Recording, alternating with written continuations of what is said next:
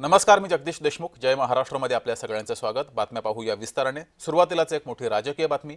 सुनील तटकरेंना पक्षात कोणी विचारत नाही अशी टीका आमदार महेंद्र दळवी यांनी केलेली आहे. शिवसेनेचे आमदार महेंद्र दळवी यांनी सुनील तटकरे यांच्यावर हल्लाबोल केलाय. यावेळेस वेगळा उमेदवार निवडून द्यायचा निर्धार आहे असंही दळवी यांनी म्हटलंय.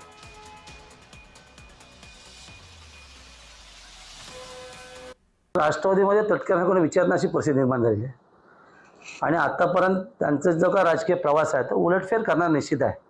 आणि म्हणून अशा डळमळीत असणाऱ्या नेत्याच्या मुलाला तिकीट देऊ नये सगळ्या जिल्ह्याचंच म्हणणं आहे. आतापर्यंत तटकरे साहेबांनी त्यांच्या घरात तिकीट देण्यासाठी प्रत्येक युक्त्या वापरायला सक्सेस झाल्या. आता जनतेने ठरवलं या निवडणुकीमध्ये जे इलेक्टेड मेंबर आहेत, जे आता स्वायत्त निवडणूक निवडून आले, त्यांनीच ठरवलंय काही असं चालेल पण ह्या वेळेला वेगळा उमेदवार निवडून द्यायचा आहे. त्यामुळे आता तटकरे साहेबांची राष्ट्रवादीची जी अवस्था आहे ही अतिशय दयनीय आहे. त्यांना पक्षात कोणी विचारत नाही आहे. त्यांनाच तिकीट मिळेल की नाही मुलाला याची खात्री नाही आहे. म्हणून आमची आग्रही मागणी आमच्या पक्षाकडे आहे की शिवसेना आमच्या एका शिवसैनिकाला न्याय नक्की देईल.